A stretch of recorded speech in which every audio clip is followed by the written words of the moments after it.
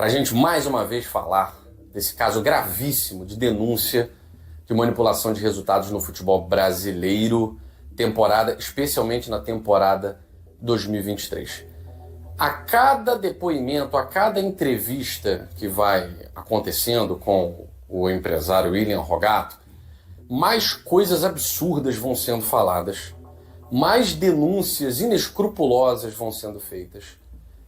E fica a certeza de que tudo isso tem que ser investigado. Eu quero destacar aqui, antes de colocar a fala do William Rogato, 2 pontos. O primeiro é ele coloca o presidente da comissão de arbitragem como o principal responsável. Basicamente ele diz, quer manipular um jogo? É só falar com o Wilson. E ele se refere ao Wilson Luiz Seneme. Veja só o que ele falou. Cara, o Wilson é um caso bem forte, porque o Wilson é ele que direciona os árbitros das partidas. Então quando você quer beneficiar um clube, é só falar com o Wilson, ele vai direcionar o árbitro que também já está no esquema, e ele vai fazer com que aquele árbitro prejudique aquele jogo. Então hoje, a peça fundamental hoje se chama Wilson Luiz. Então não tem como, as pessoas acham, por isso que eu tô te falando, Marcelo, as pessoas estão achando que é brincadeira, futebol é brincadeira, um árbitro hoje, ele prejudica totalmente um time. Aos questionamentos das pessoas falam, quer dizer que o Palmeiras não tinha time pra ganhar, pra ser campeão, nenhum momento foi falado isso. Porém, se tem um árbitro e um atleta ou 2 atletas nesse time, ele desestrutura totalmente o resultado. Eu não posso dizer que isso justifica o sumiço do Seneme, eu não posso dizer que isso justifica o afastamento, eu não posso dizer que isso significa, inclusive, a quebra, a ruptura da ligação entre o Edinaldo e o Seneme. E por que o Edinaldo não tirou o Wilson Luiz Seneme? Ele mesmo disse. Porque se eu for tirar todo presidente de comissão de arbitragem por conta de denúncia, por conta de erro, eu não paro com nenhum. O próprio Edinaldo assume que a arbitragem no Brasil é horrorosa, é deficitária, mas não faz nada para melhorar, né? E o Seneme, que andou sumido, e deu declarações na CPI, quase como um réu confesso, né? A própria questão do VAR, que não é obrigado a mandar todas as imagens, mesmo se a imagem for providencial, tal. Aquilo ali pegou muito mal. Aquilo soou mal. E a imprensa foi toda defender o Wilson Luiz Seneme e tal. E pode cair toda no ridículo. Tá? Inclusive, o próprio senador Carlos Portinho deu nome aos bois que podem cair no ridículo. Tá? Cair no ridículo. Isso para dizer o menor, né? Para não dizer que é partícipe e colaborando para varrer sujeira para debaixo do tapete, isso a gente não pode falar, né? Mas cair no ridículo a gente pode. E o fato de ele ter dito que a própria escalação de árbitros, a repetição de árbitros para o jogo de determinado time, a escalação de um árbitro, ele fala de um árbitro que ganha o menor salário, de um árbitro que não ganha tão bem quanto os outros mais conhecidos, provavelmente os cabeças, né? Os mais conhecidos, aquela turma da Abrafute e tal. Ele vai falar de um árbitro, inclusive ele diz que entregou essas provas à CPI, ele está entregando aos poucos, inclusive com o nome de um árbitro que apita na Série A, que é um árbitro que não é ainda da patota, né, cujo salário, pagamento por jogo é menor, e sempre é um árbitro que trabalhou nos esquemas com ele. E ele vai ser muito claro. Ele diz, quando tem esquema, o Wilson Luiz Seneme vai lá e escala os árbitros que já fazem parte do esquema. O William Rogato falou. Bom, o William Rogato falou, é verdade? Passa longe disso, gente. Passa longe disso. Porque o que ele está fazendo? Ele quer um benefício. Eu já falei isso para vocês aqui. Ele quer um benefício. Ele quer a delação premiada. Todo mundo já sabe, a gente conhece o sistema, né, no Brasil. Ele quer delação premiada. Então ele quer ter alguma vantagem com isso. Agora, se ele estiver mentindo, ele sabe disso, porque o criminoso entende mais de lei do que quem estuda a lei, porque precisa encontrar a brecha, né? Então tem que estudar bastante a lei. Ele sabe que se mentir, ele sabe que se profanar, ele sabe que se caluniar, a pena vai ser pior. A pena vai ser pior. Vai ter que viver a vida inteira como um foragido. Ninguém quer isso. Se ele quisesse, ele ficaria quieto, não falaria nada. Ele está querendo um beneplácito, ele está querendo ser beneficiado. Tá?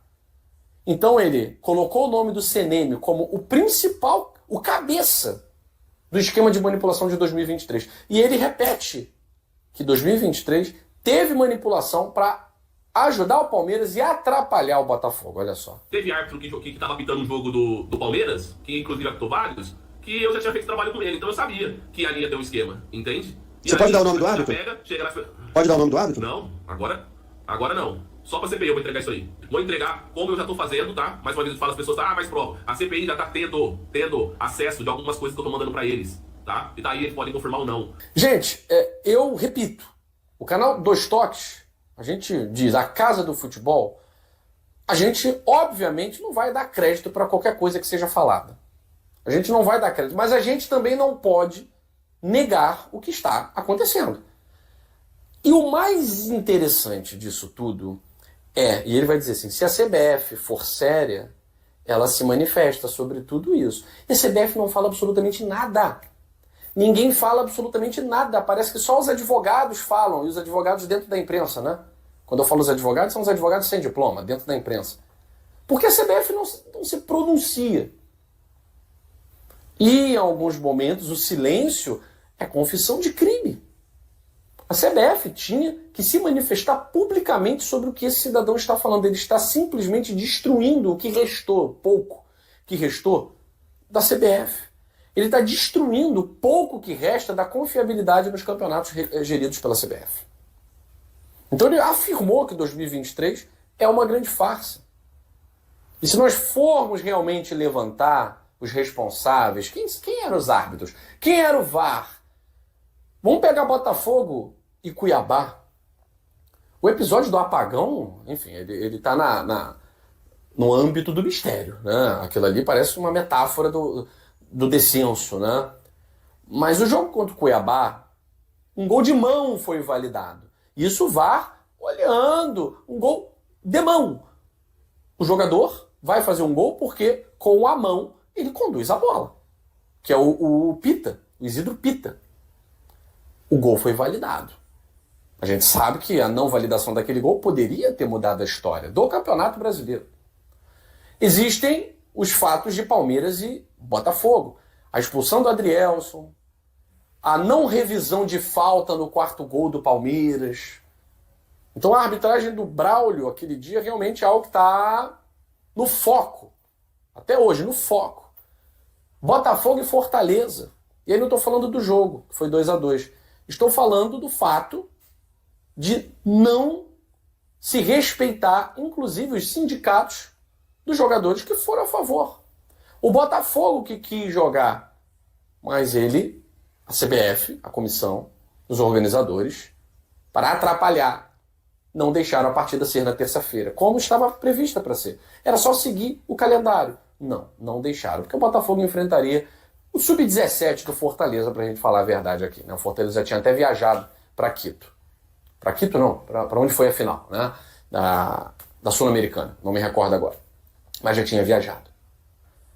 Então a gente percebe que algumas coisas são realmente muito misteriosas, mas isso não significa que o campeonato tenha sido armado para prejudicar um e ajudar outro. Isso são fatos de arbitragem. Fatos de arbitragem, não interpretação. Fatos de arbitragem. E agora ele falando isso, os fatos já estão sendo investigados há muito tempo, né? Mas o William Rogato ele está aí, falando um monte de coisa. Essas coisas, como disse o Ministério da Justiça, estão sendo entregues à Polícia Federal. Todas elas foram entregues e a Polícia Federal está investigando cada declaração desse cidadão. Porque é isso que tem que acontecer. Se for verdade ou não, uma denúncia não pode ser jogada fora. Ela não pode ser jogada fora. É claro que não é um delator com moral. Agora, que delator tem moral? Que delator que quer delação premiada é alguém de reputação ilibada? É um criminoso também. É um criminoso. E a gente, o que faz com a delação? Anota, investiga. Vai buscar os indícios para chegar aos fatos. Tá? O senhor William Rogato, mais uma vez, vai falar da presidente do Palmeiras, senhora Leila Pereira. Olha só. Usando do que ela tem de artifício para conseguir o que ela quer, e o objetivo onde ela quer chegar, e tá tudo certo, não vejo nada de errado. E teria ela pago também para arbitragem influenciar nos jogos, dentro do jogo do Botafogo, no próprio jogo do Botafogo? Isso aí não precisa nem comentar, Marcelo. Até para quem quiser enxergar, é só assistir os jogos. Os jogos que o Botafogo fez, as 10 últimas rodadas do Botafogo, todos têm participação de árbitros, cara. Tá doido. É nítido isso aí. Então você mantém a sua postura de acusação a Leila Pereira? Ah, cara, eu mantenho pelo que eu conheço e pelas pessoas que estavam envolvidas, que eram as mesmas que se envolveram comigo antes. Gente, confesso a vocês, entre a palavra da Leila e a palavra do William Rogato, mais uma vez, repito aqui, é óbvio que eu fico com a palavra da Leila. Isso é óbvio.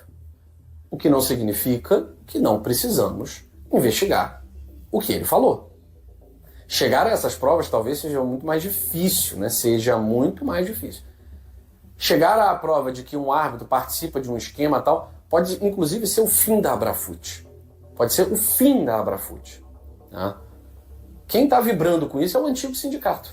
O antigo sindicato dos árbitros está vibrando com tudo isso, com todos esses escândalos. Né? Então, assim, tudo tem que ser investigado. Ele vai falar que o Lucas Paquetá é inocente. Ele vai falar que o Luiz Henrique é inocente. Foram vítimas e tal. A gente não pode dar crédito. Ele vai falar que, inclusive, nunca nem falou com o John Texton, não conhece o John Texton, isso é óbvio. Né? Mas, assim, muita parte do discurso dele parece de fanfarronice. Mas por trás da fanfarronice tem alguém desesperado. Tem alguém querendo alguma coisa. E a gente sabe que coisa é essa. Então a Polícia Federal, o Ministério Público, o Ministério da Justiça e o Senado tem que se apegar aos indícios que ele está trazendo e às provas que aos poucos ele está enviando para o Senado. O Senado ainda não divulgou porque o Senado está querendo montar o quebra-cabeça. E a polícia também está querendo montar o quebra-cabeça. Porque quem avisa, amigo é. Se eu começo a falar antes do sistema, do esquema, eu posso perder o peixe grande, eu posso perder o tubarão. Eles não querem perder o tubarão, eles querem chegar no topo da pirâmide para aí sim revelarem para a imprensa, já aprendendo todo mundo, né? Como um trabalho bem feito, quando a gente vê um trabalho bem feito da Polícia Federal, do Ministério Público, é assim o resultado, né? A gente só sabe quando aparece na imprensa a prisão em flagrante. E é isso que a gente espera. Se tem culpados, tem que ter punição, tá? Independente da punição que seja.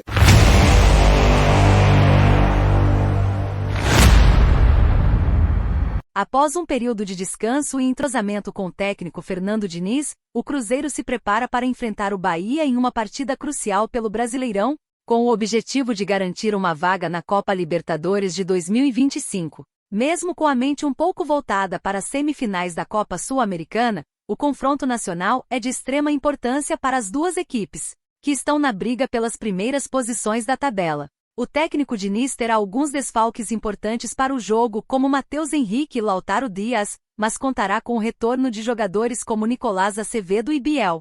Já o Bahia, que atualmente está à frente do Cruzeiro na classificação, buscará manter a sua posição e conquistar mais 3 pontos fora de casa. A partida promete ser disputada e emocionante, com os dois times buscando a vitória para alcançar seus objetivos na competição. E aí, galera, o que acharam?